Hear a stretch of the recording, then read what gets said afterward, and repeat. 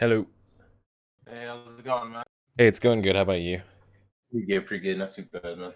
All right. So, first things first. What do you want me to call you? Like, do you like Boy Joe, Joseph? Bojo's fine. Joseph is fine. Like Joseph is cool. That sounds more formal, I guess, or normal. Okay, so I'll go with Boy Joe. All right, cool. Cool.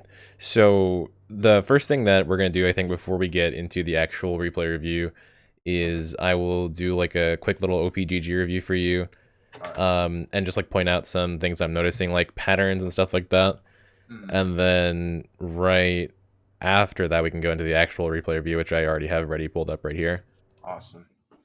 Okay, so D3 NA, you have a 53% win rate, just about 400 games played, and then your Singed win rate specifically is 57%, which means a lot of these games, I think. Okay, so what first question I should ask, I guess, is like, what's your goal with rank? Like, are you trying to like hit a certain rank? Are you just trying to like play to improve? Are you just trying to have fun, like in a competitive Uh, environment? Like, what's your goal with ranked? Overall, I just want to like hit a certain rank, I guess. Okay.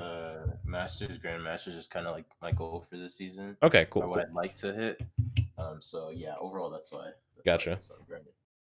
Okay, so your goal is specifically to hit a high rank of Master Mhm, slash Grandmaster. mhm, I noticed like from most of your match history, you're playing just Singe now. There's like occasionally some other stuff like this game you're against Timo, so normally you wouldn't pick Singe there. At least I wouldn't. mhm, You're mhm. against a Heimerdinger here, so you want to avoid Singe. I think that's Yeah. fine. There's probably like other champions that you can play that might be a little bit more consistent than like Okay. Garen and was it Scion, stuff like that. Like Yeah. for example, me, whenever I'm in a matchup where I just don't want to play Singed, I'll play like Maokai, Mhm. because I Okay. find that Maokai has like tools and things like that that he can do to thrive in situations where Singed can't. Like, so Maokai has For he sure. has forward wave clear. Do you know what that is? No, I don't. I don't. Okay, so forward wave clear is he has like his Q ability to just hit minions in front of him without needing to walk into range of them to auto attack them. Okay. And then Okay. he Got also you. has his saplings to clear from a distance. So those are two things that Singed doesn't have. So it's like two tools that Maokai kind of has to like deal with certain matchups in a way that Singed can't. Can't. All right. That makes a lot of sense. Okay. And as a Singed player, like generally, like whenever I look for a secondary champion to pick, like that's type of stuff that I look for is like a champion that has tools that Singed doesn't. Because I feel like Hmm. if you're picking Garen and it's like a Heimer, you're kind of like just putting It's the yourself in same the same thing. situation. Yeah, yeah, Yeah, that's basically. true. Okay. I got you. Same thing with Makes a like, lot. I guess Scion and Teemo is not quite as bad because Scion does have two abilities to clear with from a distance, but Mhm. he's not quite on the same level as other champions like a Maokai or like Exactly. an Ornn or even like a Yeah. Vlad or something like that. You know what I mean? Yeah. Do you feel like overall, would you say it's better just to pick like a different slash better matchup, or would it be just best to dodge? Like, do you feel like it kind of just depends, or what? Well, I ideally, as a Singed main, like you want to kind of get to a point where you're comfortable playing into most matchups. Okay. There's a few exceptions, and the ones that I pointed out are like the two biggest exceptions that I have is like Heimer and Teemo, where I just Okay. absolutely will not play Singed into them. But Yeah. like a lot of other matchups, I will play Singed into. For example, like a Yeah. Vayne or like a Lucian, I probably will go ahead and play Singed into them. Yeah. Just depends. Lucian can kind of be debatable because he can kind of be a problem, but Vayne's really not so bad in high elo because generally your junglers are like competent enough to like camp and gank like free kills, Okay, that makes sense. Yeah. stuff like that. Yeah. Got you. Got you. Um, Overall, I'm noticing like your CS per minute is a little bit low Yeah. for D3 Singe main. You do want to aim for like 6.5 to about 7 per minute at this Okay. rating. Okay. I think 7 is a good baseline. Yeah. Um, if you look at like higher elo Singe players, like if you look at like my OPGG or if you look at like Socialist Singe OPGG and stuff like that, we're both at 7 or above Mm-hmm. CS per minute. And this is something that you kind of have to like keep in mind. You don't like want to int for CS, like lose a game over CS, but I Mm-hmm. imagine where most of like the CS loss is happening is probably in the early game Yeah. anyways, Okay, that makes as sense. opposed to like the later macro stages of the game. Because like the later stages of the game where you have like Rylai's and Leandries and stuff like that, and you have boots, it's not really a problem Mhm. to CS, but you do tend to lose Yeah. some early as Singed. It's just Okay, like, that makes sense. yeah, the trick I think is to that is to like just finding the point in the game where you have a chance to like farm big creep waves and then just circumventing like the early game losses. Okay, got you. Alright. KDA is actually really good. You have a very positive kill to death, and your assists are really high, which is awesome. so I'm not gonna comment too much on that. However, you're team fighting with Singed, or however you're skirmishing, that's probably gonna be really good. Just looking from these stats alone. Yeah. Um, let's see what else. You do tend to change your summoners and runes and stuff like that a bit. Like I noticed a few Predator games like down here, and then there's some like back to Spellbook and back to Conqueror. Yeah. Like, do you have a preference? So honestly, I love the Predator type of gameplay, Yeah, yeah. like the style. I love that. Um, but I feel so weak. That's the only thing. Like I feel like I'm kind of just weak. Okay. Um, but I understand like it's not really about doing damage with that kind of build, or do you feel like you can still carry games It, with the it it Predator? is about doing damage. It's just not. Okay, It's not about doing damage like at the same timing that you're used to doing with Conqueror. with Conquer exactly. So Yeah, like I feel like I. Go ahead. Go ahead. okay, so with Predator, generally you're not really going for like laning damage, right? You're going for like mid game, late game team fighting, like utility Hmm. and like disruption, and your damage like comes as a secondary of you team fighting and Okay. performing disruption. Whereas like Conqueror, like you're just there to like brawl basically, and that is your Yeah. damage. Like. Like you just brawl for the sake of brawling, and you're not really like worried too much about like disruption and stuff like that. Whereas like Predator is like a much more traditional Singe playstyle. Like you're not worried about stacking up your ruin and like sticking to a certain target. You're just disrupting. Yeah. Okay, that makes a lot of sense. It's like the Yeah, the way you deal damage is different. mhm. I feel like I kind of just need to play more Predator and get used to it more because I really do like it. But Yeah, yeah, I personally think that after they nerf Conquer next patch, have you heard about that? yeah, I have. Hmm. So I bet like they're gonna every Singe player is gonna probably be taking Spellbook or Predator at that I time. think most will switch to Spellbook. I'm gonna probably be sticking to Predator personally. Okay, okay, But there's probably people who like go back to Aftershock, and it's definitely gonna be people who just stick with exactly. Conquer because like they've just been Yeah, playing it that way for like almost 2 years now. I think. yeah, that's crazy. Yeah, that's true. That's true. I'm Um, gonna have to get used to it. so with Spellbook, which is the replay that we're reviewing, Yeah. a big thing to consider is that you're not having the same combat loop that you do with Conqueror, right? Okay, With that with, makes with sense. Spellbook, you're much more of that disruptive style, like Okay, traditional Singe. You know what I mean? got you. All right, cool. All right. Yeah, because Conqueror Singe is like the one play style that's really different from the rest of them, where you're like Mhm. specifically Definitely. trying to be like a duelist, but Mhm. like the more I play it, like I don't really feel like Singe is meant to like Be like designed that, to be right? that way, you know? Yeah, true. So Very I much just kind true. of like see myself slowly moving away from Conqueror, even like before it got nerfed or before it has been nerfed in the future. Yeah. Mhm. For me, I got just so used to playing Conqueror that I feel like now, like when I when I play Spellbook, Spellbook is still okay, but like now when I play Spellbook or Predator, it's just so different Yeah, that like like it's so different that yeah, you feel weak, right? exactly, Yeah. exactly. So the thing with that I had to realize is you're not actually weak, you're just spiking differently, which is kind of what we talked about Okay. before. Yeah, exactly. Where just because like the style is so different, like because Mhm. you're with Conqueror, you're a duelist, right? Or you're like a drain tank, I guess, almost. Whereas with Exactly. the other setups, you're more traditional Singe and stuff like that. Exactly. Yeah. All right. No, I get you. We can look at some like before we get into the actual specific replay review. Just to Mhm. continue with the OPGG. Cool. Right now, we can look at like some builds and stuff like that you're doing, and see if I can like think about any itemization things to change, like inconsistencies or patterns that I noticed that could be Uh-huh. improved upon, stuff like that. Mhm. Um, okay, so this rune tree, or this rune path right here, the choice between these three runes, well, I got a screenshot with you. My bad. Yeah, no, you're good. No worries. Totally forgot. Share screen. Here we go. You got Okay, it. cool. Yeah, I got it. All right. So the choice between these three runes right here, I Mhm. think can change between game to game. But the thing Okay. that I notice is the most consistent option is futures market. Features. Okay. I Because like it. this rune is always good whether or not you're ahead or behind. Mhm. Whereas I feel like Dematerializer, because it assists you with farming, is only good if you're like even or behind, Yeah, because it contributes to your farming. And then you just take a biscuit if you think you're gonna get pooped on in exactly. lane. But in my experience, like the whole point of taking Spellbook is to like kind of not really lane that much, but like roam more and proxy more. Exactly. Help your team more. Okay, proxy So I tend to stay away from Biscuit and Dematerializer for that reason. Like if I know that I'm gonna have like a long game, I just need to farm, I'll probably go Mhm. Dematerializer, but there's no way to know that, right? Okay, of course, yeah. So I always tend to lean towards Futures Market. The rest of your green choices are fine. All right. Uh, a lot of Singe players prefer stopwatches, what you took, over boots. I don't really like Hex Flash that much. Like it's kind of useful, but it's most like a troll summoner or a Yeah, troll rune, honestly. definitely. For sure. Free boots do have their payoff because like after laning phase, you get the extra 10 movement speed and you save 300 gold, which like you buy Swifties with that, you're really fast. Yeah, Now definitely. the issue that I have with that rune is like how fast is too fast, right? Like after a certain Mhm. point, do you need more? Exactly. Yeah. Like what's gonna be more Oh useful? yeah. Like having more like a brief invulnerability and building towards Zanyas or your boots, Mhm. right? Yeah. And you also have to consider that you are gimping your mobility early on if you take this rune. So again, perfect timing is just the most consistent rune in this Better, path, yeah. but you can make your For argument sure. for footwear. For boots as well. Okay. So items, let's see.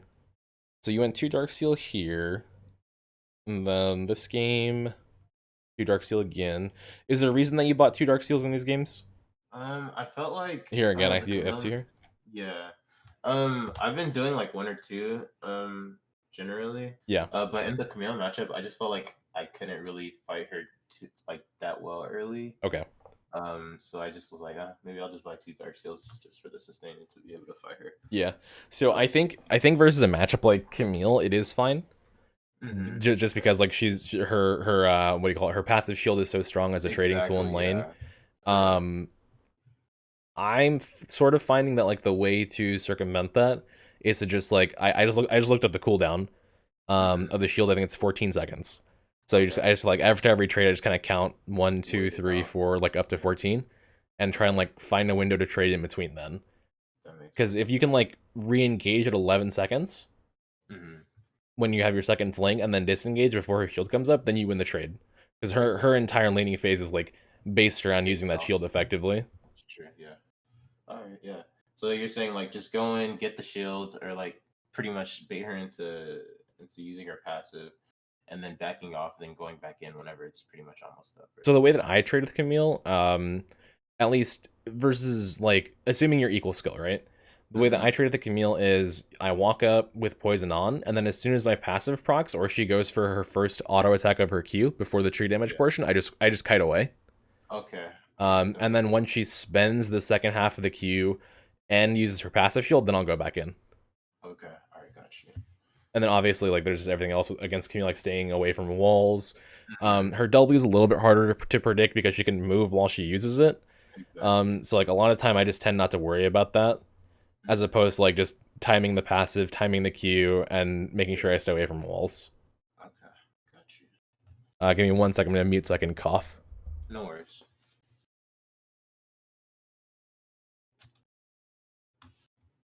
Okay, I'm back. Alrighty. Um, yeah, I think versus a matchup like this, like where you know you're gonna be trading heavily, the 2 Dark Seal is fine, especially because you're selling it later on. But Mm-hmm. see, like this one's kind of different for me because with Victor, like the way that it should work, in theory, is that you're not really trading, you're just pushing. Yeah. In which case, like you're gonna be taking so much damage that the sustain might not even matter. You know what I mean? Exactly. So my question is always like, do you think that it would be more beneficial to just buy an Amp Tome or save for Ruby Crystal or even just save for Blasting One, as which is the equivalent of 4 Dark Seals worth of AP, as opposed to just buying the second Dark Seal? I think it's more Exactly. useful to save the money. Definitely. That makes sense. Yeah. I see what you mean. Um, that's just me. Like different Singe players do it different ways, and like Mhm. sometimes like just the way that League of Legends is with like all the random gold now, like tower plating, tower first blood, just Mhm. kills, assists, stuff like that. There's you can have games like you get this like extreme random surges gold income, and Yeah. then the fact that you spent like you had like a mistake in your itemization and bought an extra Dark Seal or two doesn't even matter anymore because you just have Mhm. so much excess gold, right? Exactly. Already pretty much winning. The thing is that you can't always like count on that, so I always tend to like skew towards like predictable, not predictable, I guess, but like optimized build paths. You know what I mean? Okay. That makes sense. Yeah. So just based on how things are going. Yeah. So like, for example, versus a Vlad, I probably wouldn't go to Dark Seal. Looks like you didn't either. Yeah. Um, that is a pretty hard team to itemize against, actually, now that I think about it. This is So this is one of the problems that I think exists with the Conqueror setup, is mm, that you don't really have a way to like defensively optimize. And yeah. so I'm just, so the way I'm imagining this is like if I'm playing with like a Predator setup, right? Or if I'm playing with like Unsealed Spellbook setup, well then I can Yeah. use like with Unsealed Spellbook I could like use my summoners to be a little bit safer, or just like Mhm. make engages happen, disengages, etc., stuff like For that. sure. Excuse me one Mm, second. no worries. I just had lunch, so I'm a little bit like You're good, man. yeah, you know how it gets. Of course, of course. Um, and then on conversely, like if you have a Predator setup, like I saw that you had some Predator games down here. Yeah. Where'd they go? Here, like this one specifically, I wanted to point out because you're also against Vlad. Mm, Um, yeah, you had bone plating, right? You could yeah. also like change that and go conditioning, right? So like if you Conditioning. had unflinching conditioning, then all of a sudden, if we're in the other game where you're against a Vlad, where did that go? I think it's on top. This one, yeah. Yeah. So if we're back in this game and you're against Vlad and you have unflinching conditioning, well, your conditioning will help you be defensive against like whichever champion like damage type that you're not itemizing against. So if you're against the like if you're itemizing armor, which you did, Mm, then you can have a little bit of extra MR. Let's like take a rune, and then you have your plus 10 from your conditioning or whatever, and all of yeah. a sudden you have like 600 gold worth of stats for defense that you normally wouldn't have. Mm-hmm. Obviously, the difference is that you don't have Conqueror, you don't have Ravenous, but that's the trade-off, right? Because like you're, in my Yeah. opinion, like this game, you're against a ranged champion anyways, Mm-hmm. so it's kind of hard to like justify the Conqueror. Definitely. That's true. Yeah, I'd pretty much be losing that matchup regardless. Yeah. Yeah. So it's like whenever I have a matchup that I know I'm gonna lose, I always tend to skew more towards like utility, anyways. Okay. Yeah. That makes sense. But then again, like if you're against a tank, like if you're against like a Maokai or like a Shen or Yeah, something, then Conqueror is gonna excel for obvious reasons. definitely.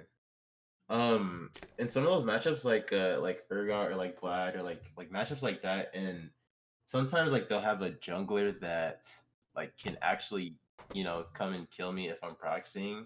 How do you go about like farming in those lanes? Like I feel like I'm kind of just screwed regardless of if I proxy or stay in lane. Yeah, I just don't proxy if that's the case. If I know that they're gonna like be able to easily gank me and die, I'll Okay. probably just either push towards the tower, get the wave Mm-hmm. to hit the tower, and then recall and reset, or I'll like push a tower, go for like Scuttle Crab, look for All a gank right. mid or something like that. Roam or something. Okay. Yeah, Yeah. it depends on how many potion charges you have left from Okay. pushing. Because if you have one potion charge left, then you can roam and return to lane. For But if you're sure. out of potion charges, then you just have to recall. Okay. That makes sense. I Yeah. got you. Alrighty. But obviously, like if you can get away with proxying, then you should. Like if you know that the jungler is bottom, if you know that like there's something you can do to go help them, like your TP's down, you don't have like anything available to like roam with, then yeah, go ahead Yeah. and proxy. Might as well go for it. Yeah. D3 is about the elo where junglers start to get good enough to really punish proxying. Hmm. So the way that you have to do it like kind of changes a little bit. Like you go for Yeah. an optimized proxy as opposed to just blind proxying every game. Exactly. Okay. Like make sure that you know where the jungler is pretty much. Yeah, yeah, yeah. You always go for it. My Gotcha. recommendation, if you want to like kind of learn the way that junglers gank and stuff like that, is just Yeah. play a few games of jungle, honestly, and just like see what's going on, like see how you would do Okay. it, Yeah. and then Okay. you can kind of like put that knowledge Make into it. your own like understanding of how it's going to impact your top lane. Okay. That makes sense. Yeah. Um. What else? So here, I can understand the tabby here. I'm not sure if it's the exact same choice I would have made. I can see why you did it though, because they're like they have a lot of physical damage. Yeah. Um, I actually can't remember if they lane swapped. I think I actually might have gone against the Urgot this game. the Urgot, that would make sense, like Yeah. considering the I'm pretty itemization that you sure they had. did. Yeah. Yeah, I'm pretty sure that they did, but I got destroyed in that matchup. That Yeah, was I'm not sure if Conqueror, like I used to think that Conqueror is good against Urgot, but like the more I play against him, I'm not so sure.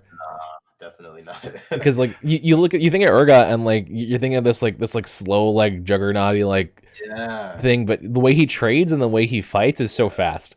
It's too quick, man. Hmm. Like immediately when I flip, he kind of just ease into me, so I can't even really get away from him. Yeah, yeah, exactly. So I personally would probably just go more towards like a utility style versus the Urgot. Okay, yeah. I think Singe is probably one of those characters where you have to be able to like change what summoners and like what runes you're using the more you climb, just Definitely. because like he has so many like different little tiny things that impact him the way that, in a way that other champions can just not really care about because they have ranged wave clear, right? Exactly, yeah. Sure. Let's see. Yeah, in that case, if you were in Third God, then your itemization is mostly fine. Yeah, I probably wouldn't change anything there. I would assume this game was just kind of over in laning phase though for most teammates and Yeah, stuff. Yeah, for sure, man. It was awful. yeah. It was In a game awful. like this, there's not a whole lot to learn. That's why like for coaching purposes, a close game is always the best because then you have Yeah, like a whole like wide variety of things to like look at. exactly, exactly. Let's see what happened here. Aatrox. I think this is, yeah, your build's fine. 52% KP. Let's look at team analysis. What happened here? Um, yeah. Like Aatrox went 553 at 32% KP. You went 449 at 52%. So this game probably was not a top difference kind of game. Mm-hmm. Looks like their bot lane kind of, or the Draven kind of went crazy. Yeah, he was really fed. That can be one of the things about just like ever since excuse me, ever since they buffed AD carries is like the the whole purpose of having champions to kill a AD carry is kind of more important now since they got like their base health buff and their scaling health buff Yeah. and stuff like that. Because Uh, the odds of AD carry just 1v9 is a little bit higher, so the ability then to kill a AD carry is even more valuable. also, yeah, for Um, sure. in a case like that, like I guess you could maybe go like a Proto Belt second here instead of the Leandries. Like that The might Andrew. benefit a little bit more. Okay. It's so hard to say Mm-hmm. because the Rylai's is really good versus the Aatrox, right? Yeah, But for Protobelt would be really good to help kill the Draven. So like you have to kind of consider like what's the priority. Like, would you rather be able to shut down the Draven, or would you rather not get destroyed by Aatrox? So it's like, mhm. Yeah, pick and choose pretty much.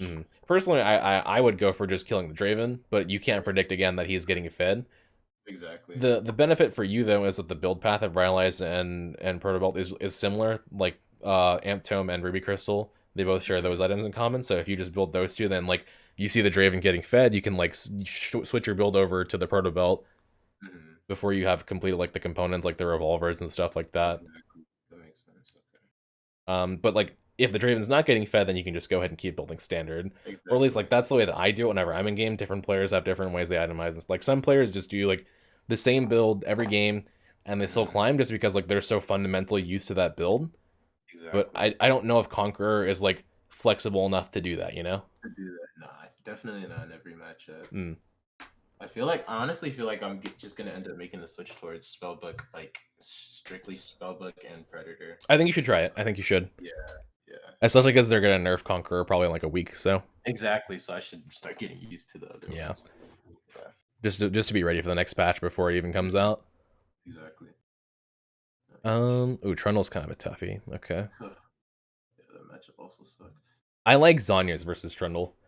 Okay. Did he take Conqueror this game, or did he take Phase Rush this I think game? he took grasp. To be honest, I'm not too sure though. I don't Oh, he remember. did Yeah, take he Grasp. did. Okay. Okay. Yeah, I probably wouldn't go Bramble Vest here. I'd go Seekers Okay. because against the Trundle ultimate, your best defense is just invulnerability, Yeah, that's true.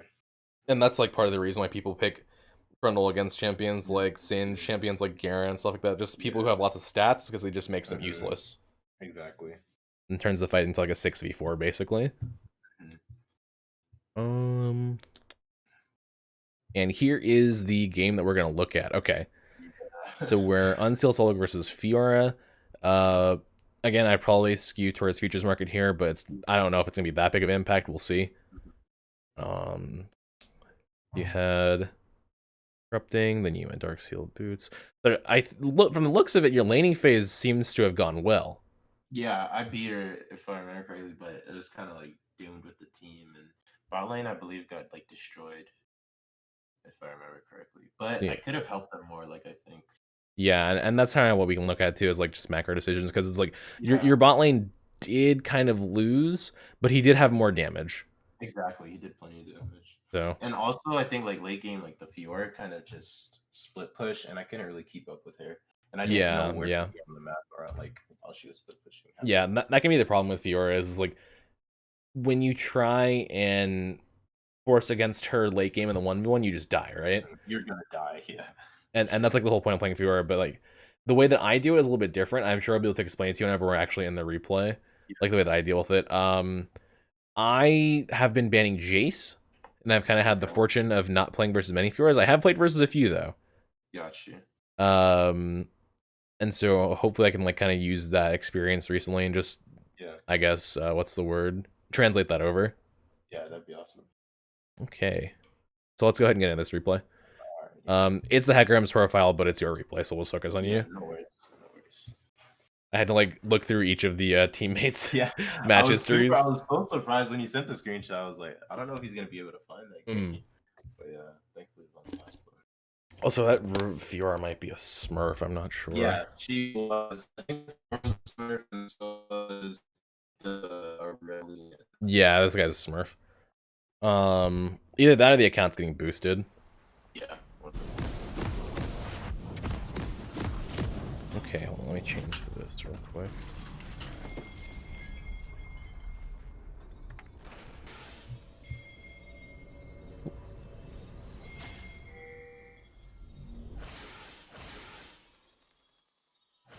Okay, cool. So let's start at the beginning. Focus on you.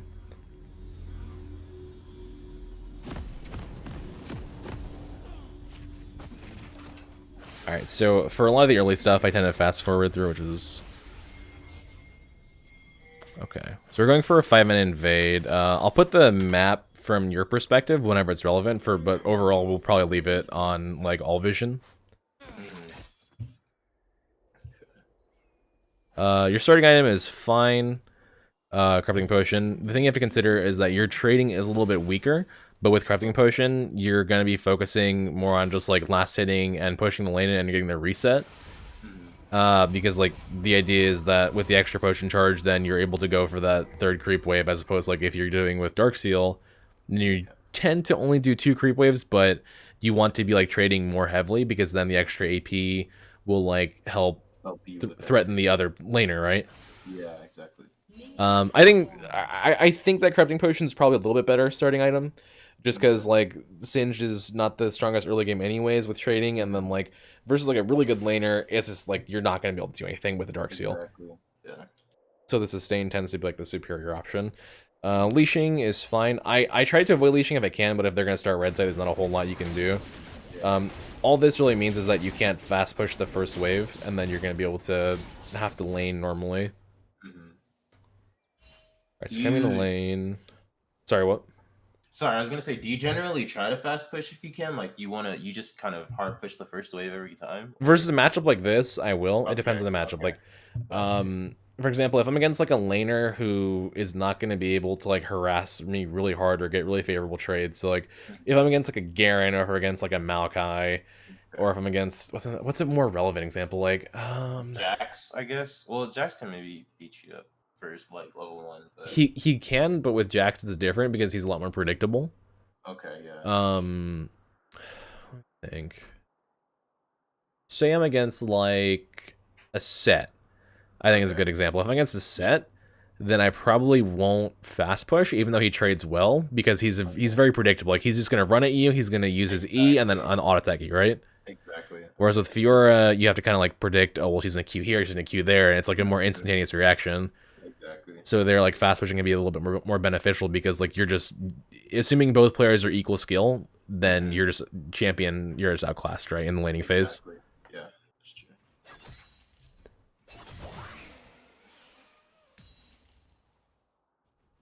All right, so far you're playing this properly. Letting it push towards your thing is the right decision, because then your Hecarim can hopefully just go for Crab and then gank top, which should be the plan.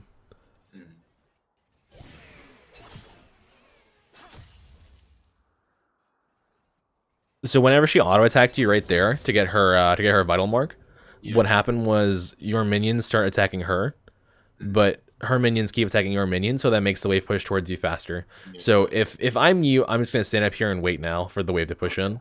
Gotcha. All right.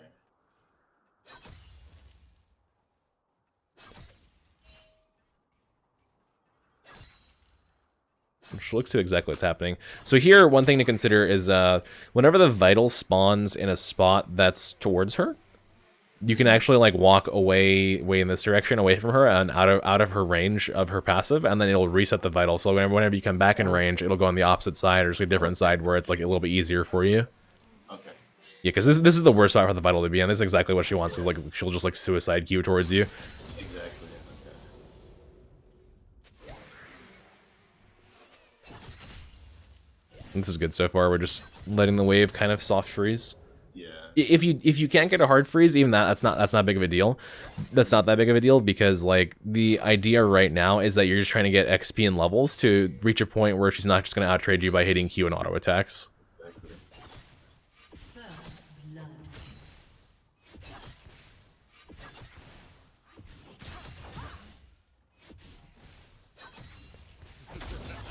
That Q is unfortunate that she hit, but there's not a whole lot you can do about it. So I think it's worth it just to like be able to get all this CS. Yes. Right. Not turning on poison here is the right decision. Because you want to keep this at your tower as long as possible.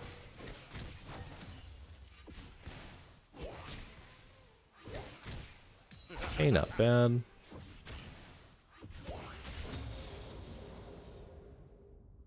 So far, your mana conservation has gone really well too.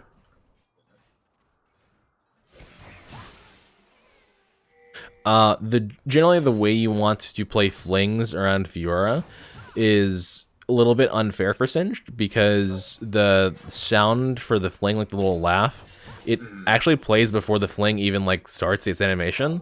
Oh no. Yeah, so what ends up happening is like a good Fiora player will just like listen for the sound and then just hit W immediately. And that's why sometimes it can feel like, oh, they're so good at parrying, but really they're just listening for the sound. What I tend to do sometimes versus this matchup is just like hit Control 4 if I'm like gonna auto attack them and see if they just freak out and hit riposte because I'll just trigger your laugh. That makes sense. Yeah, I've done it on stream a few times actually, and like they just like sometimes freak out and just pop their riposte all of a sudden, then you can just trade with them. Yeah. So that was important right there. She took a trade into the vital, but her riposte is down. So now I would go for a fling. I'd play really aggro while that is down. Yeah.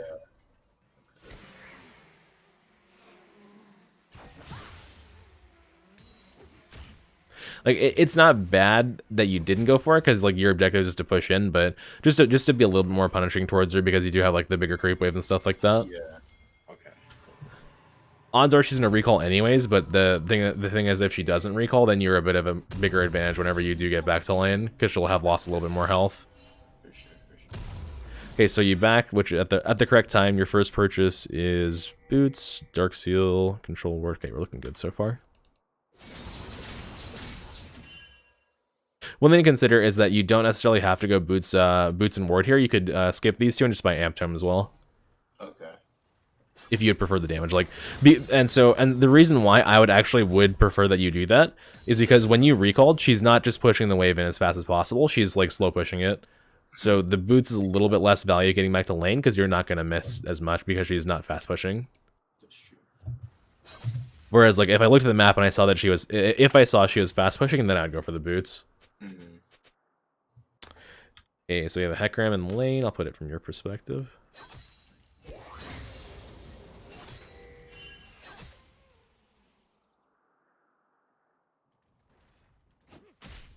One thing to be careful about with him standing there is that you do get leech for some EXP while you're trying to hit 6. So kind of trying to do it as fast as possible.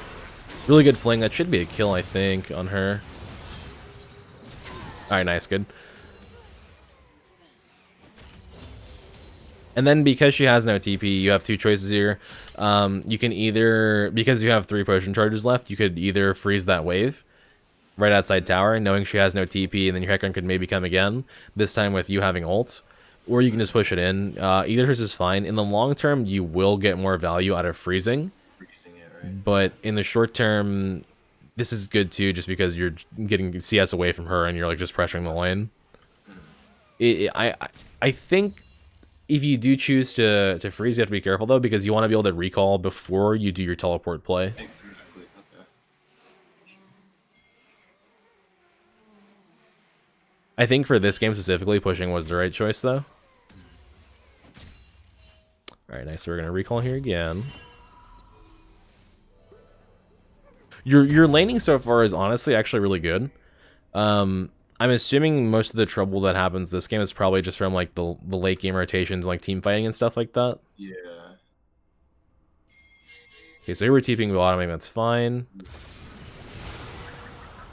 Okay, knock up from Gianna.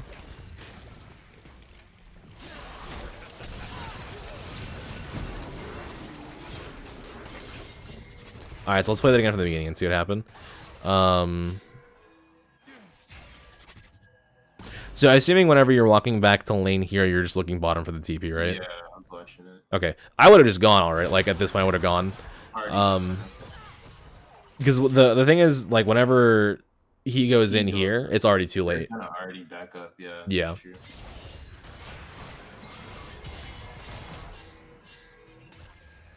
There you are. Yeah, that's true. Not like the biggest deal, because I'm not sure if the gank would have worked even if you went earlier, but I think the correct time to go was earlier.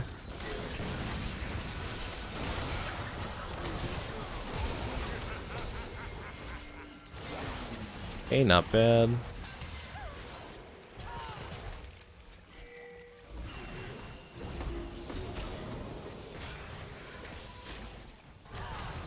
Yeah, okay, so to get that kill, there's not a whole lot you can do to avoid dying there. Overall, it was fine. I would have gone a little bit earlier, but that's one of those things that you have, like, comes with the practice, right? Where knowing what time to go in, just because, like, Gianna and Kaisa is really hard to teleport gank anyways, because she can, like, Gianna can, one, disengage you and peel you, and two, Kaisa can always auto you, and then all of a sudden she's behind you with her ultimate, so it's just, like, very hard to TP gank unless they're all, like, up here, you know what I mean?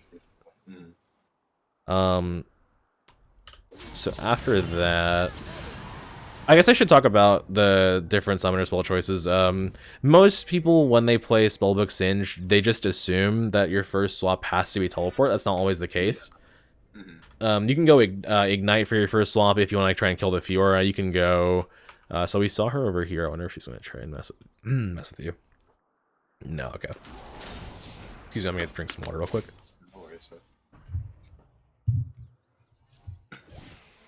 So, you can always swap to Ignite first. Not just versus Fiora, but in general. Because sometimes it's more beneficial to go for a kill if your bot lane is, like, winning and you don't need to help them out. I do think the teleport was the right call this game. But it just, like, in gameplay, it got kind of botched, you know? Yeah. Not the biggest thing, but I think it was the right call. Another thing that you can do is go Smite, actually, as your first swap, and then just take a Krug or something like that. Or like the full camp. Okay, gotcha. Alright. And the purpose of that is one, just to get gold, obviously, but also to just like begin to get the cooldown going on your summoner spellbook. Okay, that's true. While your ultimate is down, I think that playing like this defensively towards your tower is the right call, so this is good. Your laning is actually really strong. From a lot of different Singe players that I've coached, even ones that were higher ranked than you, I think your laning is actually really good in comparison to them. Okay, so your stopwatch is activated. Now here, I would probably look for a proxy. I'm looking at their bot lane, and I'm seeing that Graves is down there. I want to see exactly when he popped up on the map down there, though. Like when it was known that Graves is there. So I think my rule of thumb here would be, because Fiora is not playing super aggressively, I can probably assume that Graves is not there. It's like a game of chance, right? When you went to clear this ward, she didn't contest you. If the jungler was there, she probably would have contested you. And then she's finally letting off pressure to let you up here. So, like, why would Graves be there, you know, if she's letting off pressure? That's true. And, like, knowing those two things, and seeing that my jungler is bottom, their jungler is probably pathing the same way, I would just, like, poison this wave real quick and then run past her to go for a proxy. And that way, the main benefit is you can get a wave or two before you have to recall. Yeah, he was down. He was in the lane, I think, lane ganking it. And that way you can just like go ahead and get a recall off, and then sort of put yourself a little bit more ahead of the Fiora in terms of items. I think with her having Ignite, it's something that really needs to be abused. Just because like no TP means her macro is not the greatest. Her objective, her entire objective of this game with Ignite is to just kill you. Over and over. Like, normally it would just only extend to the laning phase, but with Fiora it can go the whole entire game. Sorry about that, it's not locking on your character for some reason. But with Fiora and Ignite, it can go through like the entire game because of how deadly she is in a 1v1.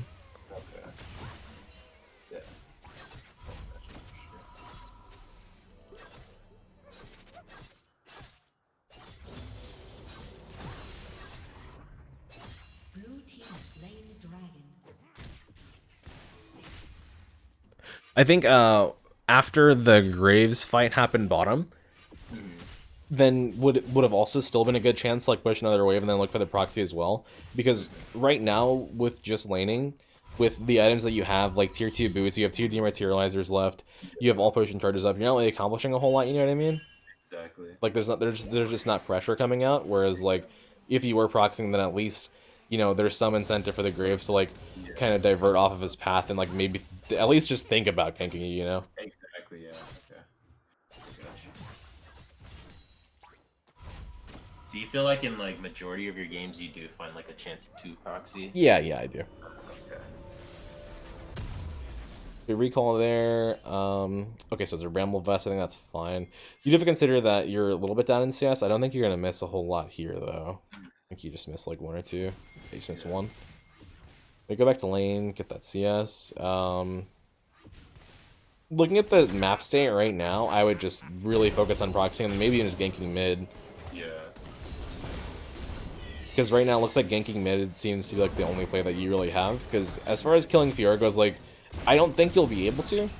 Yeah, definitely. Oh, whoops. Okay, so here this is the right play, pushing and then roaming. Engage on the Graves, this is really good.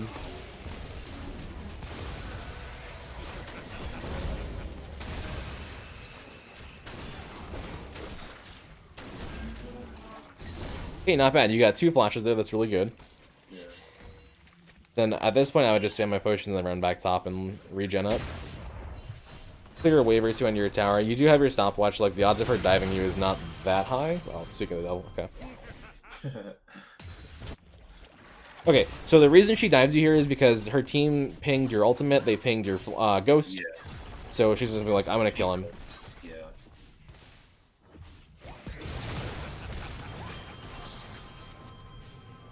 Okay, that was really good right there. Basically about as well as you can play that, considering like the items she has and things.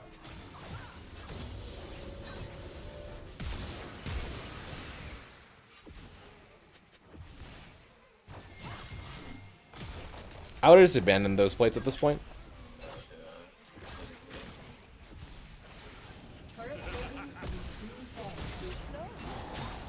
Hey, not bad. That was actually well played. You played with the knowledge that your Hecarim room was coming top. Yeah. I think that worked out really well. But now the thing you have to ask yourself is, how are you going to punish the Fiora for dying there? Are you going to go for a plate because she doesn't have TP? Are you going to like recall because of the jungler? Like, when you're recalling here, what's your thought process? I'm thinking like I'm low. That's all I'm thinking. Like I'm low. I have no mana. I would shove, but I don't know where the jungler is right now. And he's Sure. coming to kill me. So I'm gonna rewind a little bit. If we here's what's interesting is if we look at the map right before you back, we can actually see that he popped this plant over here. Okay. Okay. Gotcha. And that can like that you can actually see that on the map, like in the fog of war. Exactly. Okay. Now like that you kind of know where he is. So, like seeing that, I would back off. Mm-hmm. But if I didn't see that, if there's any reason at all that I had to suspect that Graves would not be topside, I'd probably just go for the plate. Okay. I gotcha. Like if I see him like walk over a ward over here or something like that, I just go for the plate. Okay. Okay, so item wise, blasting one, that's good. Like Hecarim's doing very well. The Kaisa does have 3 kills, but it doesn't look like she's popped off just yet, so... Yeah. Let's see how this goes. Yeah. Yeah, it was definitely looking like winnable. Mm-hmm. Okay, so she's pushing, you're farming. Whenever I play Dematerializer, generally my spread is 2 cannons, 1 melee. How do you do it? I usually just do all cannons. You do? Okay. Melee minions are tankier than range, so I tend to just put 1 on them. Gotcha.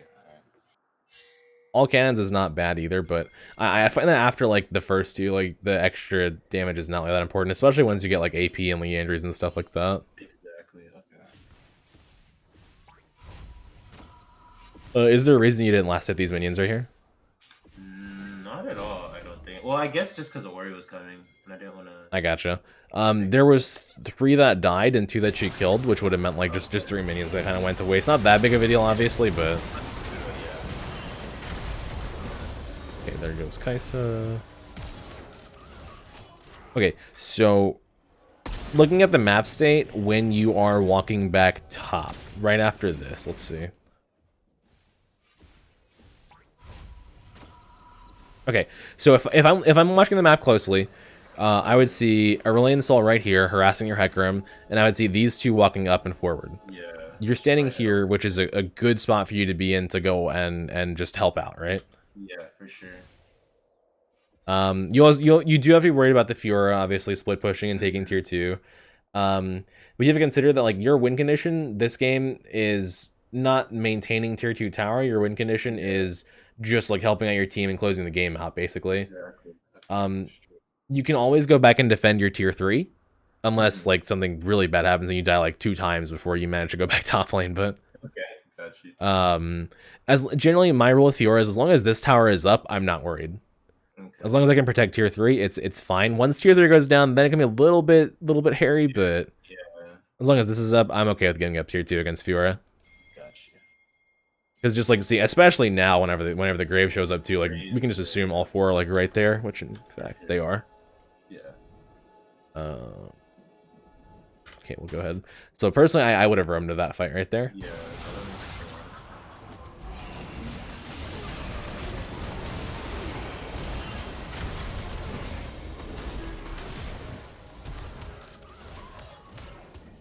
So it's very hard to quantify exactly how much impact you could have had on that fight, but like we just don't know because so many different things can happen.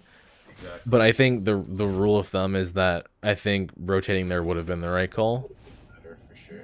Yeah, I could definitely see it in this view. Yeah.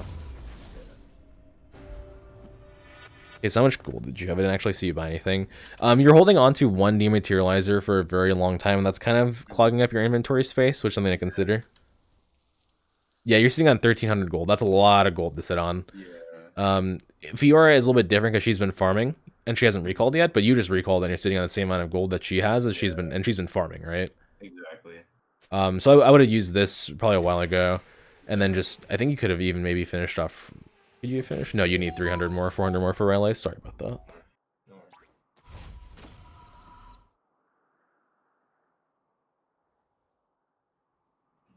Okay. We're pushing. Fine. We see Hecarim and Fiora fighting over here. He ults out. Looks like he's fine. Yeah.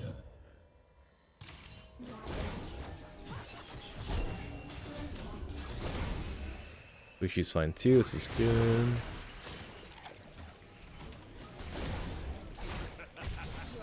Okay. This is a good rotation. I'm not sure if you needed a ghost for it.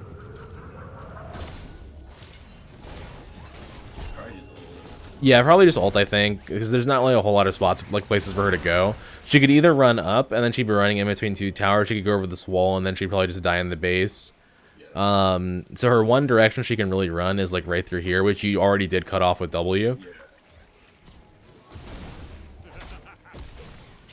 Not the biggest thing in the world, but just something to like consider that Ghost is really useful for those super big team fights as opposed to like the skirmishes. Another thing that Ghost is useful for is just like to get to a fight in the first place. Don't worry so much about the reset if your goal is just to get to a team fight. It's more important to be in the fight than to just reset off of the kills or assists. Okay. So here I assume we'll go in by Rylai's. Yep, okay. And hopefully we use that dematerializer soon. Honestly, I usually do forget too. Sometimes I forget. Oh, you do? Yeah, I gotcha. Yeah, it's horrible. Yeah. You know, the cool part about this is you actually have 375 gold left over, so you could have maybe even bought something else. Yeah. So you sold, nah, I would probably keep this, actually. Stopwatch, because you definitely want Zhonya's eventually this game. Yeah. Okay, so you rotated bottom, that is the right call there. Whenever you are in base, there's no way to predict that. At least I don't think that there's a way to reliably predict that they're all gonna, like, just 4-man bottom, so. Exactly. Hard to just be there when you need to be. The rotation was good, though, because it's, like, cleanup crew. Yeah. Red team's turret has been destroyed. Yeah, that dematerializer is kind of hurting you, because you could also be working towards, like, your, what do you call it, yearly injuries, or even just, like, if you wanted a second item Zhonya's here, you could even go for, like, an amped tome into the, Seeker's Arm Guard. Yeah.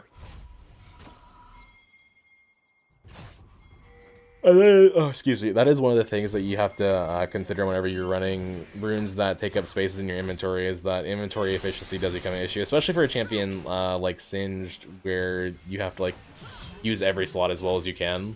Exactly. Alright, let's see what happened there with this trade. Yeah, I was pretty much hits free. Yeah, just there on the Vital. It's really hard to, like, predict this, because this is the kind of point in the game where Fiora is just gonna side lane against you as hard as she can. Exactly. So here's what I do, right, in a situation like this. Let's rewind it a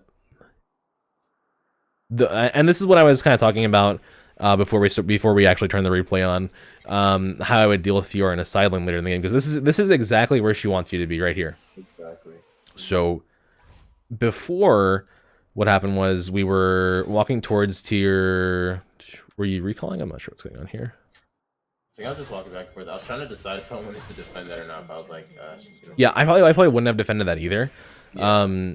So right here, the Vital is unfortunate that it was placed underneath you, but knowing that, I probably wouldn't walk up at all.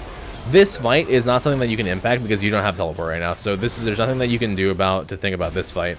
What you should think about is not just... Oh, excuse me, let me drink some water real quick again. No worries.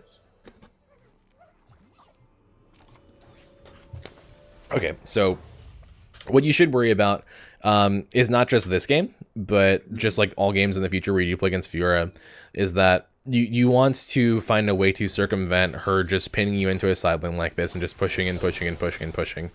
Gotcha. The best way to do that I found is just, why does it do that? Is just to push the wave whenever it gets to your tower and then walk around her. So like if she's standing here in the Fog of War, or just like even down here in Fog of War, waiting for the next wave to come and you cleared it over here, I would just try and walk around this way through the jungle and then like get the wave behind her. Because then she has to make a choice, like, does she chase you with the minion wave or does she just keep pushing minions? Exactly. Okay. If she just keeps pushing minions, then there's another 30-second wait time before she can go for the tower, and you can go do whatever you need to for 30 seconds. Exactly. And even more than that is if you're catching waves back here, or if she's still up here, then you have even more time to go rotate and do whatever. Yeah. But that's kind of where, like, I guess it's like more of like a late game proxy as opposed to like the early game proxy. Everyone thinks of proxying as like the early game, get behind towers and farm and execute. There's more ways to do it, obviously. Like, For sure, definitely. and this is I think versus Fiora specifically like the most relevant one, because there's really not a way to 1v1 her unless you're like full AP like Morello, Spellbook, like not Spellbook, sorry, Magic Pen boots and stuff like that, right? Yeah, exactly, right? Yeah. And the problem with that is if you mess up one time, then she just steamrolls you. You're done for. Yeah. So in this situation is when proxying way behind her is really useful. Especially with like your Rylai, it's a little bit hard to chase you. If she ults you, you can just double you on top of yourself and then run away. But just pinning yourself in between the tower and her is really bad. The same thing, you do the same thing against Tryndamere, actually. Yeah. For the same reason, because this is exactly what Tryndamere wants to do too. You try and get around him, and then go help your team in other ways. For sure. And that's why I think actually this game Predator would have probably excelled a lot. is because you'd be looking at like helping out your team and engaging and roaming and stuff like that. And Predator is really, really good at roaming because of Relentless Hunter. Exactly. It's like a free dead man's plate basically. Fast. It's insane. It's crazy how fast you get. Mm-hmm. I noticed that you're sitting on your barrier for a really long time too. You've had barrier for quite a while. Yeah, I haven't switched it. Yeah, you've had barrier for like 5 minutes almost. In that case, like you would just pretty much just wait, like just use it, right? I would have just used it whenever she traded on me here. Okay. Just to save health, like not even for any reason other than to just roll to a different summoner and get closer to like your next teleport. Exactly. Okay. The way that I kind of perceive Spellbook is that you're using summoner spells to find windows of opportunity in between teleport cooldowns. Okay. Teleport is probably the best summoner that you're ever gonna get out of Spellbook, and everything besides that you're just rotating off to like find a way to be useful when you don't have TP. Exactly. Okay. There's some exceptions, like late game and exhaust, especially on like a character like Fiora, can be extremely useful and save your entire AD carry and just like save the whole game. But that's like a very niche case. Generally, you want to always be thinking about how do I get back to my next teleport as fast as possible. Whenever I play Spellbook, like my order tends to be I either TP first or I ignite first. Then I go for a smite and then a heal, just to get the cooldown lower. And then back to TP. After that, I'll take like a cleanse, and then if I still need to like roll a summoner, I'll just do like a clarity and then just pop it really fast. Okay. And then just reset the cooldown. But you want to like max that cooldown as fast as possible and get as many TPs off as you can. Yeah. Because if you think about it, like ideally with your summoner spellbook, you want like and the way that the cooldown reduction works is you want to get the cooldown so low that you can actually use your teleport faster than you would if you had actually just taken teleport. Exactly. Because you're rolling off the summoner so fast. That only happens when you're 6 stacks, though. Yeah. So if you can get to 6 stack fast enough, then you're rewarded for it. Exactly.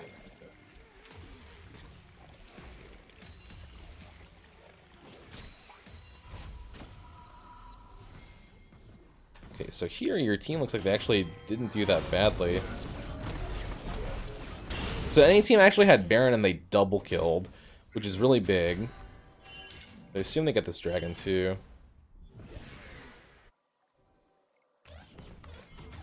Okay, so with the way that this is going right now, you actually have 2 choices. You can stay top and push the tower. You can rotate down towards your team. If you had been rolling your summoners correctly, I think at this point you would have had like a second or maybe even third TP. Wow. Because your first TP was like down here, I think, like 5.5, maybe even before that. You had Tabby when you TP'd, so your first TP was right here, yeah. It was at 7 minutes, right? 7:10? And at this point in the game, it's like 21 minutes.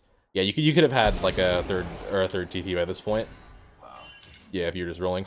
Let me see. Can I look at there's a way to look at runes in replays that I'm not sure how to like turn it on. There it is. Okay. So you're at 3 out of 6 right now. You can every single game, no matter what, and this is the consistency with Spellbook. You can always max your cooldown out on Spellbook by 21 or 22 minutes, always, every time. If you're just swapping as soon as you have them Gotcha. and spending them. But you're only 3 out of 6, so you're kind of limiting your what do you call it, your utility here by not swapping. Your team's turret has been destroyed. Also with Spellbook, your most powerful summoners are actually always going to be Ghost and Flash. Okay. But the one that you want the most from a Spellbook is Teleport.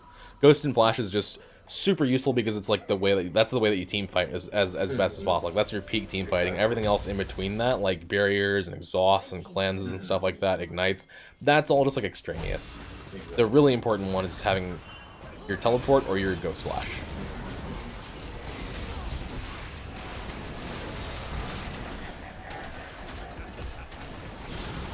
That's a strong Graves. Yeah. My god.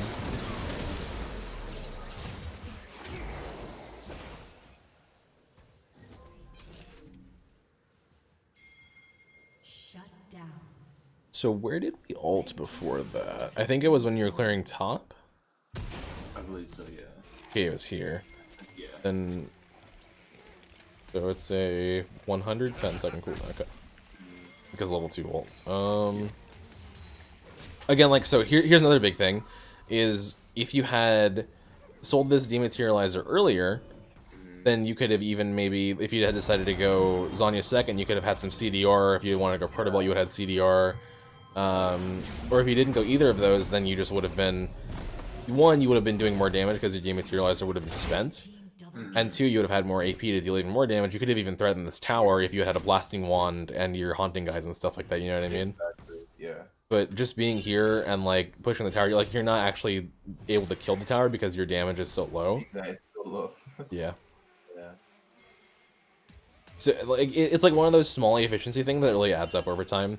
Do you just end up selling this? I'm not actually sure what happens with this. Honestly, I don't remember. I hope I do. I gotcha. I think I do end up selling it, but yeah, I've already been sitting on it way too long. Mm. Yeah. It is good that you got the tower, but it is like, okay, so you did sell it there. It is sort of gimping you as the time goes on. Yeah. Hey, my other question is, you could have also swapped your flash out at any point here, but you didn't swap that one out. Is there a reason why? I kind of just wanted to have my flash up, but I guess at the end of the day, Even if you could have like swapped for like a healer or something like that. yeah. Ignite would have been did super that. useful here for the Graves too. Yeah, that's true.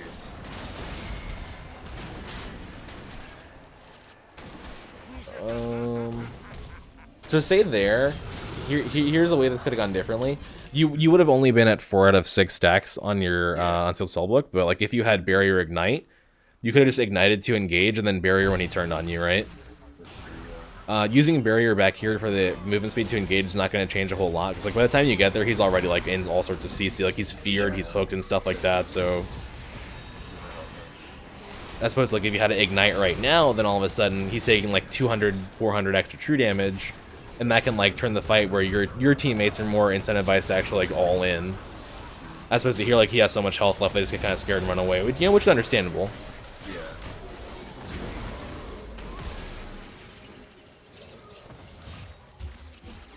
He might have actually died with an ignite, I'm not sure.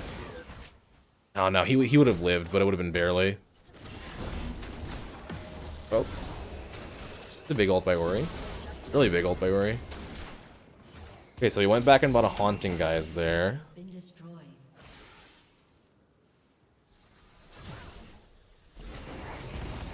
I do think that second item Zanyas would have been really good here. And that tends to be my rule against Fiora, is second item Zanyas if I can. Because Zanyas is the single best way to stop her from doing exactly this. Where she just ults you and then blows you up before the fight is like either decided or even relevant. Scary Fiora. I think she dies there, yeah. That's usually my rule with Fiora, is like not so much in a skirmish like that, where you have to like focus on peeling your teammate or like defending them from the Fiora. But if you're in a 5v5, the first thing she's gonna do, because you're more of like a frontline character, Yeah. is ult you and then just use every ability on you to try and blow you up and get the ultimate healing. Because that, if she does that, she just wins the fight for her team. For sure. Hey, I'm gonna pause this and grab another bottle of water. I'll be right back. No worries, man. Scratchy throat. Ugh.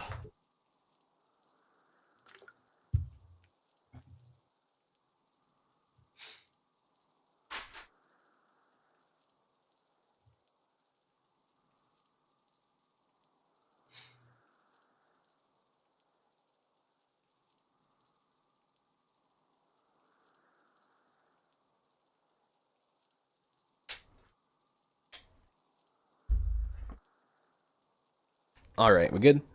Yeah. Okay. But yeah, I think Zanya second is very useful versus Fiora just for that reason. It can also be very useful besides the team fight when she tries to blow you up, just in the side lane. If she tries to dive you, then all of a sudden she can't. Mm-hmm. Especially on tier 3. Because like this tower, if she dives you, she can maybe just like tank the tower and kill it and then kill you. But your tier 3 should always be like full health.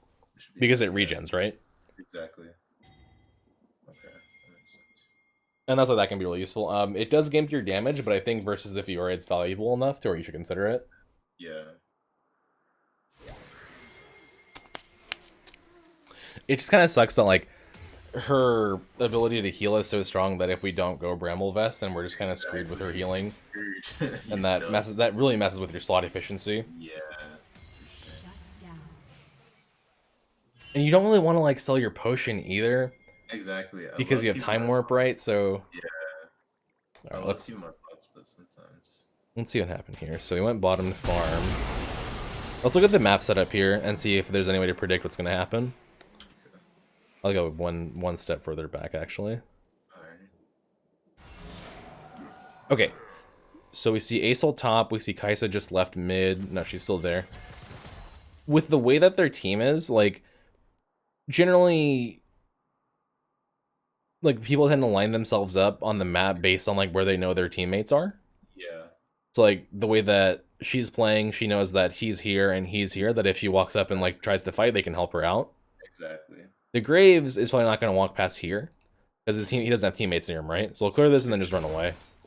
And the only reason why he's even up this far is because he's really fed. Yeah. Yeah, there he goes. And then your team is congregating here for the A soul.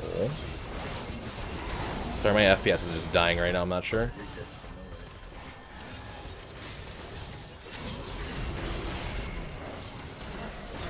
Oof, why is it so laggy? I'm just gonna restart this replay. I think I might be memory leaking. Okay. 24, 18, okay. Just give me 1 second. You're good.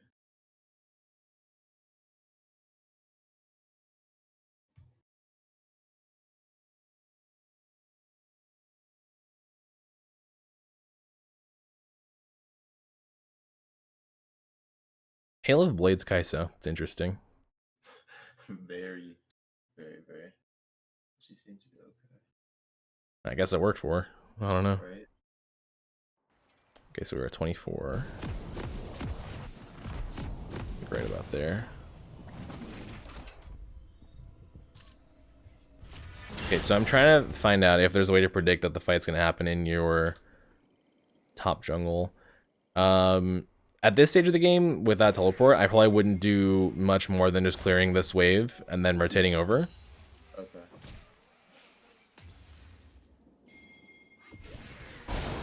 So they're fighting. I feel like your AD carry kind of inted there. I'm gonna like just look and see what he did. I looked over and I saw him just standing in Aurelion Soul Stars.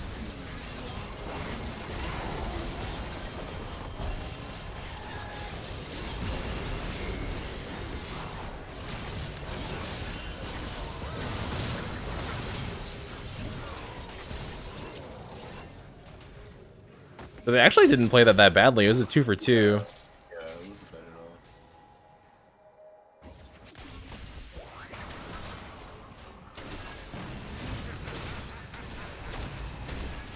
at all. Your ult there was a little bit late.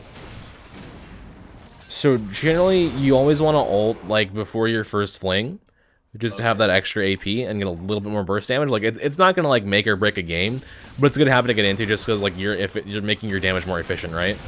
Because you fling here and it's 110 plus 137, but like after you ult, right there, it's 110 plus 182. But not that much, but enough to make a difference. Also, he does a short combo on you right before you ult, so you take extra damage as well. Shut down. Okay, there's Fiora. Not bad, though, because you should be able to get away from her as well. Then we just clear this. Okay. Overall good rotation. A little bit slower than like an optimized rotation, but still good rotation, because most players wouldn't have even rotated there. Red team's turret has been destroyed. And sorry, I should explain more. The reason why we don't go for a split push here is just because you don't have teleport. Exactly. So your ability to like join your team is a little bit slower than if you had teleport up. But if you have TP, then you can just like sit and pressure a lane. Especially when you have Baron later in the game with Spellbook, that's really big. Yeah, it's very good. Because you can just have like you don't even have to walk up to the tower. You can like sit in the lane, have your Baron minions push, and then just TP to a fight as it breaks out. Yeah.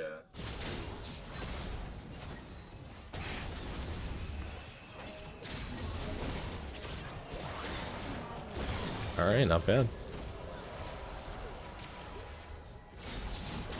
So right now, Kaisa is 7, 6, and 12. Aesol is 8, 3, and 10. I would probably say that the Aesol is a bigger threat, but your team has killed him the last 2 times. So your choice in teamfight is basically going to be, do I go for Aesol or do I go for Kaisa? Kaisa. I don't think either choice is wrong. I think the thing that's going to happen here, I'm not sure how the rest of the game plays out, but I think what's going to happen is that we have we'll have problems getting to the fight in the first place because of the Fiora pressure. Exactly. Yeah.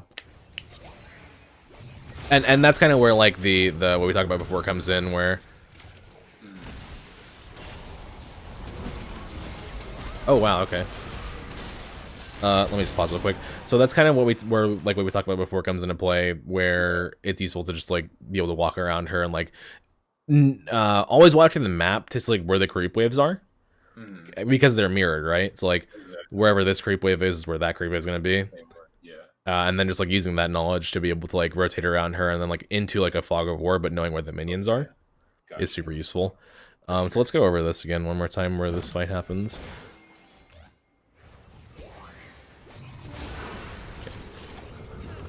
So I think after I saw her flash, would have probably stopped chasing. Yeah, not the biggest thing in the world, but would have probably helped to just like blow up the graves here. Yeah. Oh wow, good fling actually. Never mind. I thought he got out there. All right, that was still pretty good. Efficiency-wise, not the best decision, but it did work out, so I'm not gonna harp on it too much. There should be a dragon for you guys. Okay, let's see here. One of the best weapons you have against Fiora is your W. So here, knowing that they still have all their cooldowns, I would just be watching Fiora and waiting to put W down on her. Yeah, she goes to the Thresh here. It's kind of bad that he was up that far with that low of health. Like, this is kind of his fault. But a W might have... Nah, wouldn't have saved him at all. But still just useful to, like, help pin her down. Like, right there, she was like a bunch of autos because she was W'd, which is good.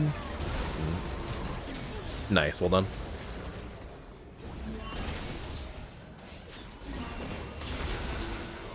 Alright, that's actually really good overall. Let's see. How much gold are you sitting on? 2.1k. Now what I'm curious about is how much gold did we have before that fight? We're running down. You had 1600. So now is kind of the point in time where you want to be thinking about, okay, do I sell my potion? Do I start buying like bigger ticket items? Like, do I hold on to Bramble Vest? Like, you don't necessarily even have to hold on to that at this point, because he has anti-healing. Who else? She has anti-healing. Like, you don't need Bramble Vest now, and Thornmail is actually not a good option into that team. Graves auto attacks, like, they're gonna be augmented by Skirmisher Saber, so he's like true damage. Again, Fiora is also true damage, and then Kaisa is like a lot of magic damage too. So Thornmail is not the best option. Your other option is Gargoyles, but with her being Fiora, Gargoyle is not good either. Which means you can either sell this or keep it. I would sell it and just finish off Zhonya's before this fight starts. That makes sense.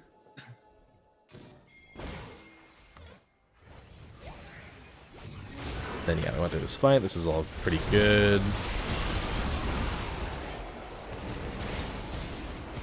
Okay, Thresh does kind of in here, but that's fine. The way you play this is actually really good too, because you're recognizing your Aphelios as your win condition and then just trying to keep her off of him as long as possible.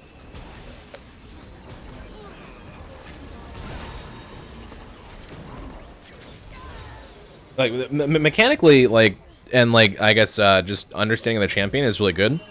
I think for you, it's actually different than most people I coach, where like they're really good at the macro and bad at the micro. I think you're actually really good at the micro, but like your macro could improve a little bit. Yeah, for sure. Which is actually, like, I would prefer that you are that way, because then, like, if you ever need to pick, like, a blind pick different champion, then at least you're able to, like, mechanically play that character. Okay, yeah. You know? Okay. We go back. I assume he finishes Zonya's. Oh, we were sitting on so much gold, though. Yeah, too much. Well, let me hit X. Yeah, 2.5k. That is way too much gold to be sitting on. I think I was trying to buy my Zonya's hold.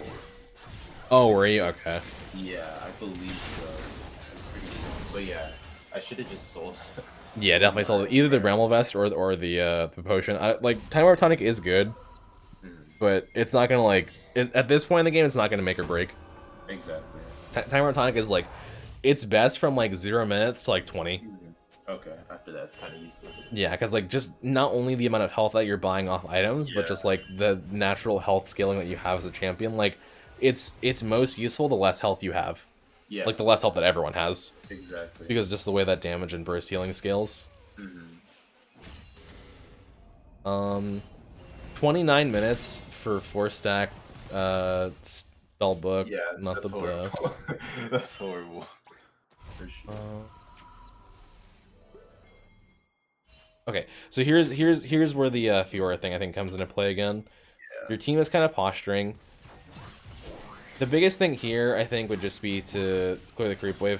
The problem, I think, is that you rotate a little bit too slow and she just clears the tower. Yeah, this is the issue with Fiora that you always want to try and avoid. Is I would have backed off whenever I saw her pushing the creep wave, I think right before this one. Yeah, I would have gone back as soon as I saw her down here. Because she's recognizing that you're in front of the tower and she's just going to pressure as hard as she can because she knows you don't have teleport. I think I kind of like underestimated her pushing ability. You know? Yeah, because like she's not exactly like fed, you know, like she's 5 and 7. It's like, okay, cool, she's 5 and 7, but with the Q buff they gave her to like hit towers, she just melts them. Yeah. And that's like before she has Triforce too, which is like even crazier. Ridiculous. I do think that you'll like Predator a lot though, especially in a matchup like this, because like the roaming is just really strong with Relentless Hunter. Sure, And that can really save you in situations like this.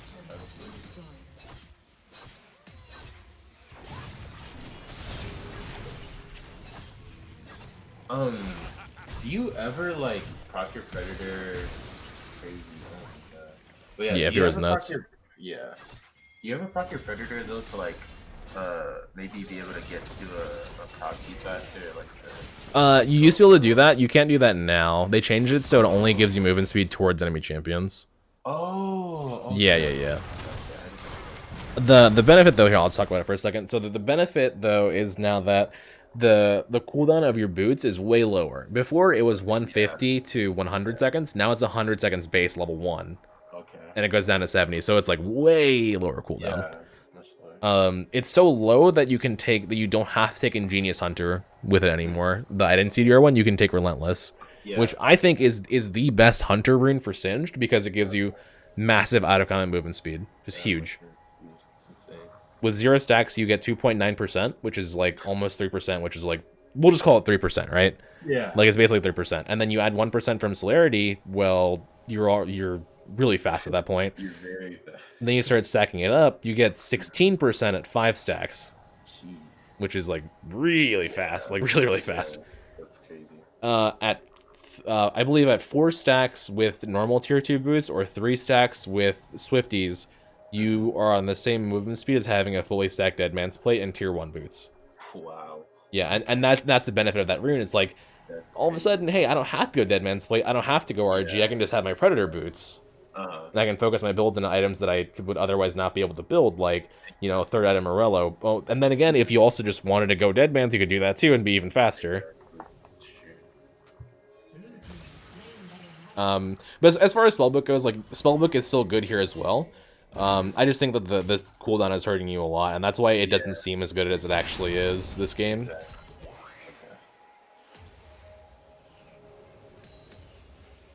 So like regarding, like, so you feel like if I took Predator in this matchup, I could kind of, not necessarily, like, I could kind of play the same way, but just rotate, you know, whenever team fights are happening, or...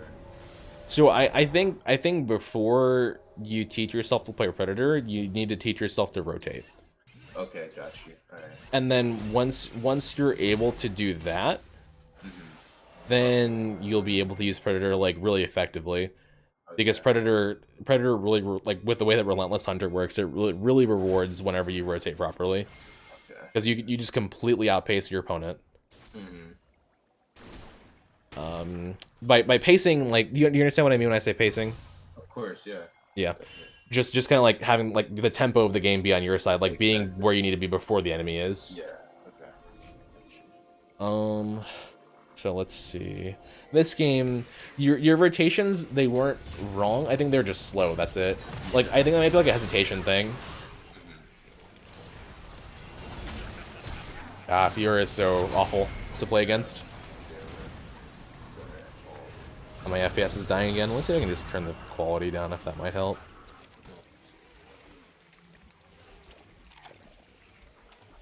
Maybe.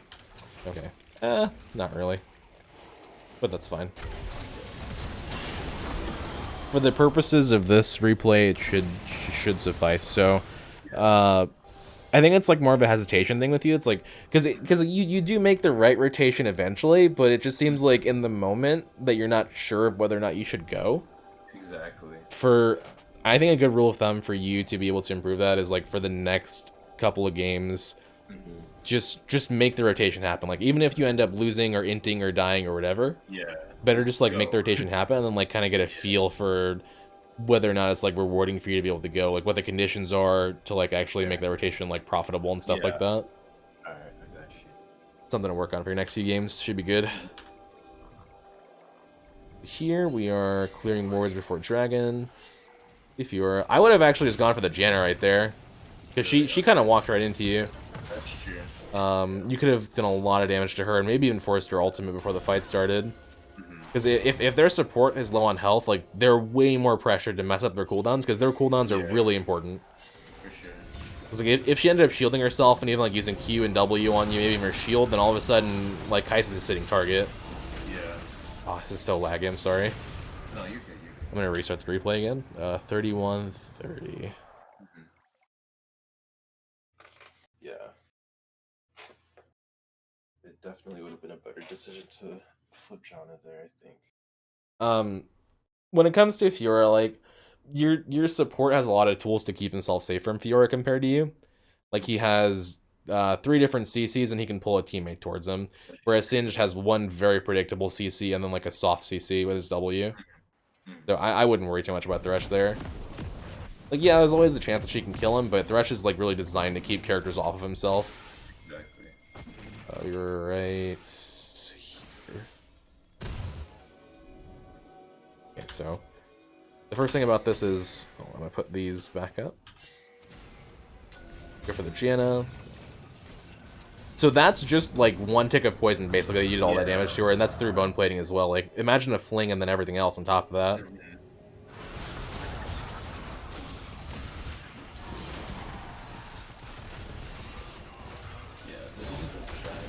Another good rule of thumb with Fiora is that you don't really ever want to give her the fight that she wants, and the fight that she wants is always going to be to ult you.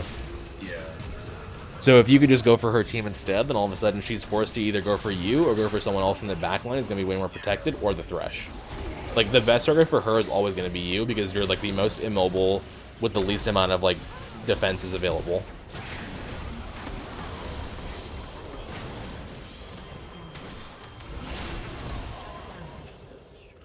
Yeah, unfortunately at that point I think it's kind of hard to recover because they're going to 4-drag, I think.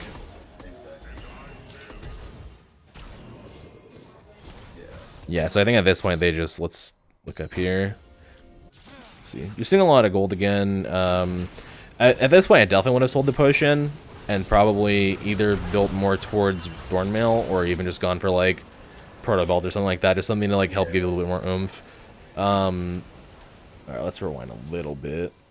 Go here. But they already have 4 drag, so I assume that they just get 4 drag and then just end up closing the game out, right? Yeah, exactly. So while we watch this, a few things that I want to go over from this game. The rotations obviously was like one of the biggest ones. The spellbook was one of the biggest ones. Selling your item and using your dematerializer is also pretty big, because like a lot of these situations, like you're sitting on a lot of gold. When you could be item spiking. So like your Zanya's is kind of delayed, and that could have been very useful in a few of these earlier fights, because like it just lets you kind of like suicide dive the backline in a way that you normally wouldn't be able to, and you just put a lot of pressure on the fight, and then all of a sudden they also have to deal with Hecarim doing the same thing. So that would have been really good. The anti-healing is nice, but you're not super concerned about Fiora at this stage in the game. And if you're playing the side lane appropriately, then like we don't even need to technically worry about her potentially like trading with you and not sustaining you, because you shouldn't even be like fighting her, you should just be proxying her. In theory, it's really easy to like just say, hey, you know, proxy or whatever. But in practice it is a lot harder. And that's the thing, is just practice in this matchup. Like being able to know when to do it, when not to do it, it's all just comes with practice. And even just how to do it. So yeah, looks like they just end here. Do you have any like questions or anything like that? feel like I get everything that you're trying to convey. I really do want to try Predator though, but you do feel like I should be playing, or trying to understand like when to rotate, more before trying it. Yeah, I mean, you can try Predator. It's Mhm. just that I think that conceptually for you, because you said your goal was to like hit a really high rank like Master Yeah. Grandmaster, like I Mhm. think in the long term it will benefit you more to like rotate now and maybe lose a few games than Okay. just switch to Predator straight up and then teach yourself to rotate when Predator, because like the thing is Predator is giving you all the advantages to help you Mhm. rotate, but it's not going to Exactly. teach you when to rotate. Exactly. Okay. So it's like did you ever watch like Dragon Ball Z or anything like that? Of course. It's like Yeah. the training weights, right? Yeah. It's Okay. just training weights is all it is. So like Exactly. whenever you're playing that rotational style without having the tools to rotate, Yeah. then once you're able to actually do it, it just comes a lot more naturally. Exactly. Okay. That makes a lot of sense. And again, just be super careful with like your item, with like your inventory efficiency and stuff like that. Mhm. I think with Spellbook, like people are sometimes pressured into going Zanyas. Like this Yeah. game, obviously it's good because you're against Fiora, Mhm. but in other games, it's kind of hard because like, do I keep it? Do I sell it? Do I even Exactly. use Yeah. it? Like all that sort of stuff. Yeah. No, that's very Um, true. champions like Fiora, like any Blade of the Ruined King stacker, Mhm. like I guess Camille not so much, but like Yeah. who's a good work I user in feel top like lane? okay in top lane. Like all of them. I mean, Pretty much all of them are broken, right? But yeah. I don't know. I already used the set example, but like set builds work too. Yeah, but I feel like you can handle a set. Yeah, because he's so predictable, right? Exactly. So predictable. Exactly. Um, Uh, my point about that though is like champions that stack lifesteal and AD yeah. right now in top lane are always going to be dominant. And I think Okay. as Singed players, we have to like find ways to just like get around that and play the Yeah, game our way. for Which sure. if you consider like the two styles that people are branching out into right now for Singe, which is Predator and Spellbook, Hmm. they both do exactly that. That's true. Yeah. Where it's just people like finding ways to play the game in more of like their way and forcing like the game to kind of be on their terms as opposed to like playing Conqueror and just like being on everyone else's terms. You know what I mean? Yeah. That's very true. Uh, I think a good thing to do would be just to keep that in mind as you're like teaching yourself to rotate properly and stuff like that in your itemization. Is like don't don't feel too pressured to conform Hmm. and just never be afraid to like change things up because there's a lot of like rigidity in the way that you play, Yeah. like the way that you like sell your items and buy your items and stuff like that. It seems like I guess rigidity is not the right word. Like it's very what's a better word. Predictable maybe? I'm not Yeah. sure. For sure. It's what most people do too. Like it's yeah. There's a I get pattern. I guess it's a pattern. It's a yeah. habit. It's a habit, yeah. Yeah. That's the Exactly. Yeah. word. Yeah. I got you. And so the biggest thing for you to reach that level that you want to get to is just like don't be afraid to like just break your habits and just like Hmm. do completely wacky shit. Like kind Exactly. of like actively go against what your brain is going to say because like I looked at your OPGG and you've been playing League for a few years, and Hmm. so you like your brain has these habits, like these ideas that it has, like this is the right thing to do here, that's the right thing to do there, and like just playing the game over the course of a few years, like that's what you've learned and that's what you know. Hmm. But whenever like you're stagnating a bit, it's always important just to like just say, screw all that and just kind of break away from whatever it is you've been Exactly. doing and just try all sorts of new different things. Yeah. Definitely. Makes Um, sense. I guess, do you have any other questions? That is all, man. This is a lot of help, man. I really appreciate it. Cool, no problem. If you ever want to do it again, just hit me up. For sure. We'll do. We'll do. All right, I man, you have a good appreciate one. it. You too. You too. All Bye. right, this will be on YouTube, by the way, also, if you All just right. want to go Yeah. back and watch it later on. Totally cool with me. Yeah. That'd be perfect. That'd be perfect. All right, have a All good right. one. Thanks again. You too. Yep. Bye.